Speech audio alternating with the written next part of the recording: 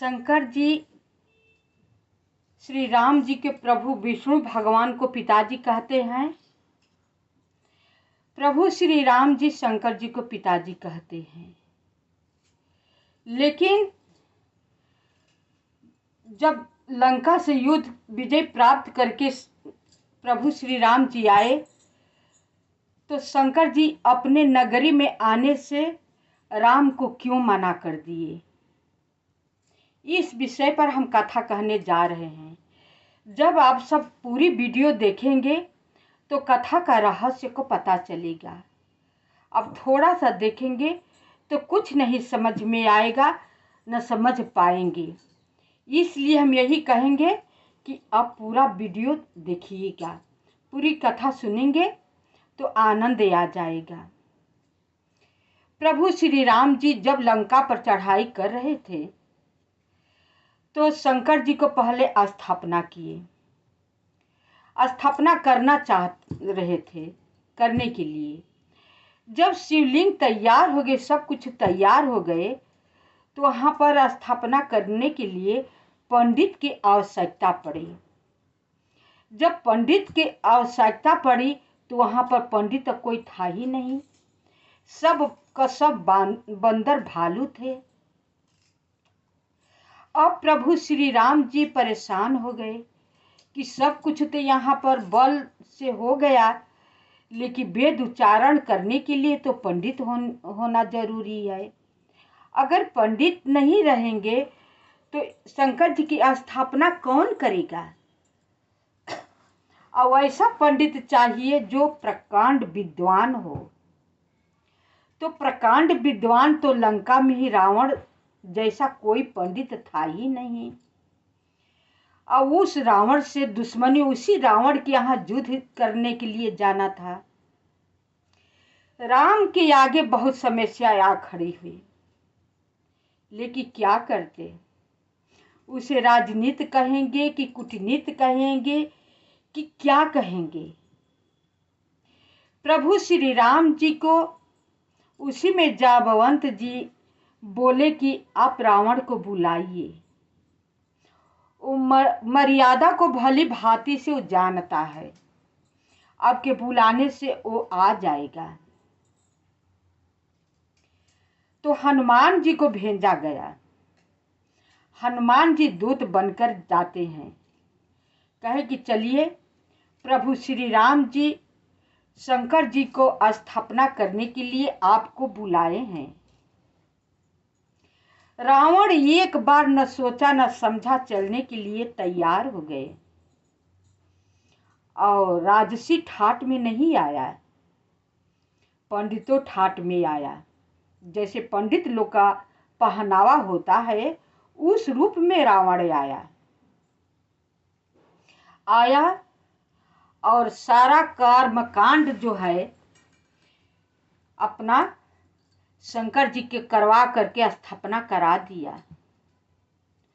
जब करा रहे थे तो 108 कमल गट्टा का फूल प्रभु श्री राम जी जुटा करके रखे थे शंकर जी को चढ़ाने के लिए, कि जब जब रावण मंत्र बोलता जाएगा तब तब मैं उस मंत्र पर एक एक फूल चढ़ाता जाऊंगा।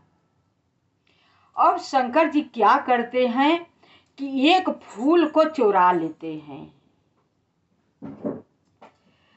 जब 8वां का नंबर आया तो 107 ही फूल बचे, 8 एक कम पड़ गया फूल।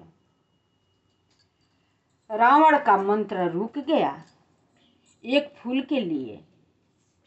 प्रभु श्री राम जी परेशान हो गए कि अब मैं 108 फूल लेकर रखा था, एक फूल का क्या हो गया, कहाँ गया, और मैं कहाँ से लाऊं इस समय, इस वक्त कहाँ से फूल लाऊं। देखिए प्रभु श्री राम जी तीनों लोग का मालिक होते हुए पग पग पर परेशान हुए हैं।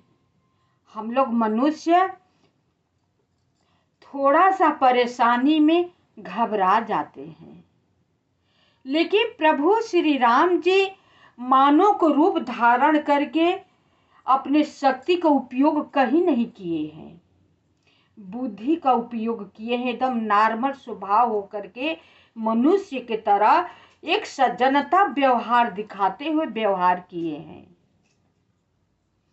वो नहीं किए हैं, क्या चाहते तो सीता को नहीं अकेले ला देते, लेकिन नहीं, उन्हें तो दिखाना था कि मनुष्य के हर काम के लिए परिश्रम करना चाहिए। उन्हें सब कुछ इसी बहाने इतिहास रचनी थी। क्या एक हनुमान जी लंका पर चढ़ाई कर सकते हैं और प्रभु श्री राम जी नहीं कर सकते हैं? ये तो सोचने ही वाली बात है। लेकिन प्रभु श्री राम जी हनुमान जी को अंगूठी देकर भेजते हैं तो एक फूल कम पड़ जाता है। प्रभु श्री राम जी परेशान हो जाते हैं। अब सोचने लगते हैं कि इस वक्त समय होता तो मैं फूल ढूंढ कर ला देता, लेकिन इस समय तो जाने योग्य है नहीं, फूल मैं लाऊं कहां से। तब तक से उन्हें याद आता है कि मेरी आंख जो है कमल की तरह है, इसलिए मेरी माँ को शिल्या ने कमल नयन कहकर बुलाती थी प्यार से। तो मैं कमल के जगह पर अपनी आंख ही क्यों न चढ़ा दूं। देखिए प्रभु श्री राम जी चढ़ाने के लिए एक फूल के लिए अपना आंख निकाल रहे थे। कितनी बड़ी त्याग है। क्या अपने लोग निकाल पाएंगे?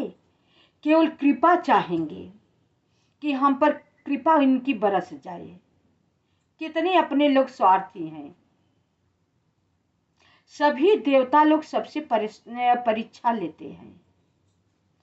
अब वही हम लोग परीक्षा में पास नहीं होते हैं तो अनाप शनाप दुखी होकर बोलने लगते हैं कि ये देवता के हमने इतना पूजा, उन्होंने कुछ नहीं किया। ये देवता के हमने इतना पूजा, उन्होंने कुछ नहीं किया। सब बकवास है, मेरा कोई कुछ नहीं सुनता है। सुनता है लेकिन हम खरे उतरते हैं नहीं, केवल अपना दुखड़ा उन्हें सुनाते हैं। उनका बात सुनने के लिए मेरे अंदर क्षमता है नहीं। अगर मेरे अंदर उतना क्षमता होती ना तो हम भी खरे उतर जाते, क्योंकि वो भी तो मनुष्य के रूप धारण किए हुए थे ना। सबका मन से प्रभु श्री राम जी लंका पर जा रहे थे रावण को मारने के लिए ना, इतना कष्ट उठा रहे थे। सब देवता ऋषि महर्षि सबका मत था कि बिना प्रभु श्री राम जी को ये रावण मारा ही नहीं जाएगा। रावण को मारने के लिए इतना बलि था कि सब देवता लोग कमजोर पड़ गए कि विष्णु भगवान को अवतार लेना पड़ा मनुष्य के रूप में। और कितना कितना संघर्ष किए, कष्ट का सामना करना पड़ा। ये कभी आप सब लोग ध्यान पूर्वक से, गंभीरता से, अंदर आत्मा से कभी सोचे होंगे कि जन कल्याण के लिए, सबके कल्याण के लिए प्रभु श्री राम जी जंगल जाते हैं, जब वनवास जाते हैं, अपना राज्याभिषेक त्याग देते हैं। वो जानते थे कि मेरे न रहने पर पिताजी की मृत्यु हो जाएगी। भली भांति प्रभु श्री राम जी जानते थे। लक्ष्मण जी भी जिद करके जा रहे हैं, सीता जी जिद करके चली जाती हैं। भरत शत्रुघ्न घर पर नहीं थे। उनके घर पे कितनी आपत्ति पड़ी, किसके लिए? पूरी जनता के लिए, सबके लिए, देवताओं के लिए, अपने लोगों के लिए उन्हें इस पृथ्वी पर आना पड़ा और फिर वनवास जाना पड़ा। अपने लिए उन्होंने क्या किया है? जरा सोचिए कि प्रभु श्री राम जी होते हुए अपने लिए उन्होंने क्या किया। यही तो उनके घर में हुआ कि हंसता खेलता घर उजड़ गया, एक शमशान बन गया।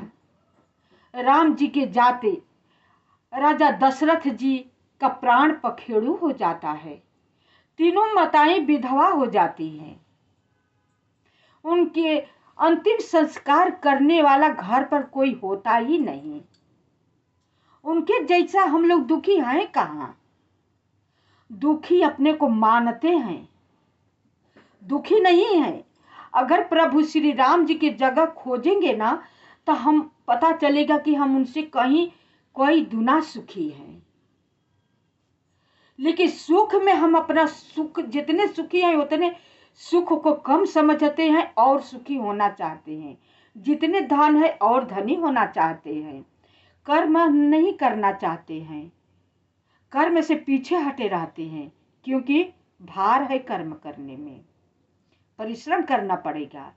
परिश्रम से हम भागते हैं, इसी से हमें कष्ट होता है। प्रभु श्री राम जी परिश्रम से कभी भागे नहीं, दुखों में कभी घबराए नहीं। तो कहेंगे कि वो तो प्रभु श्री राम जी हैं, भगवान है। ये भी हम भी कहेंगे कि प्रभु श्री राम जी हैं, वो भगवान हैं। लेकिन पृथ्वी पर तो मनुष्य की तरह रह रहे थे, सब कार्य तो मनुष्य की तरह किए हैं। अगर प्रभु श्री राम जी अपना भगवान का रूप दिखाते, अपन आदि शक्ति दिखाते, तो सब काम तो घर बैठे बैठे कर लिए होते। उन्हें लंका पर चढ़ाई करने की क्या आवश्यकता थी? बंदरी सेना इकट्ठा करने की क्या आवश्यकता थी? नहीं, कुछ आवश्यकता न होती। इतना गहराई से हम लोग सोचते हैं नहीं।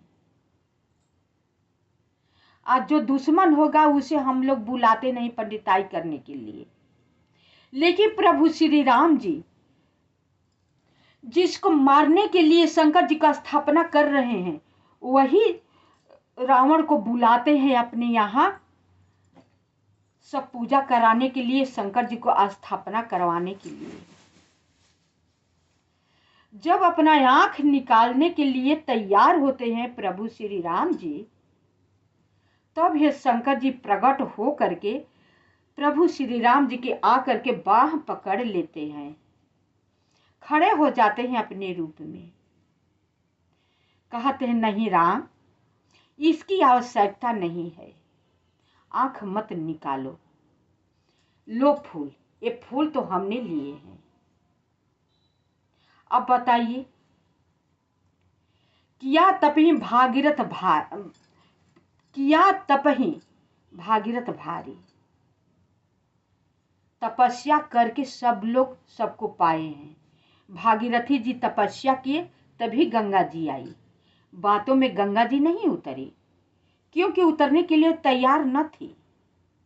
वो जानती थी कि वहां पर जाने के बाद कलयुग आएगा, सब पापी लोग स्नान करेंगे, मेरे में सब पाप धुलेंगे, तो हम पवित्र नहीं रह पाऊंगी।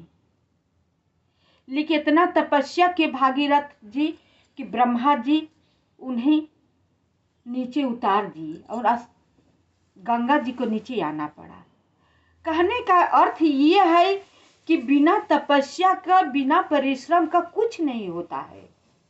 हम लोग इसी परिश्रम से बहुत दूर भागते हैं, इसीलिए कष्ट का कारण तो अपने लोग हैं, कष्ट होता है।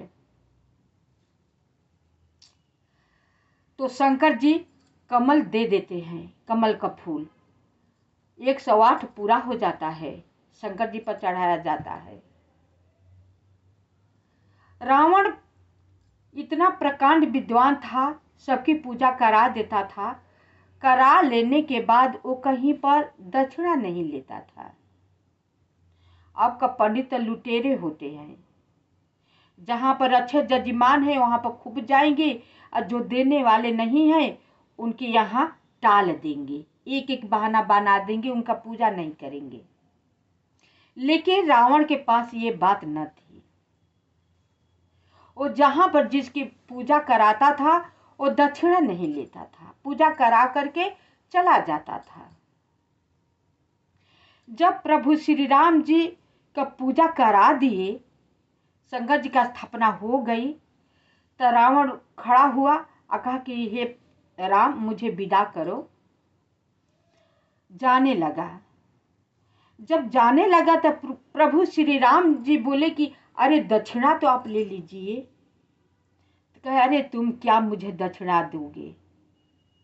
कहे क्यों नहीं, आपको मैं दक्षिणा दे सकता हूँ।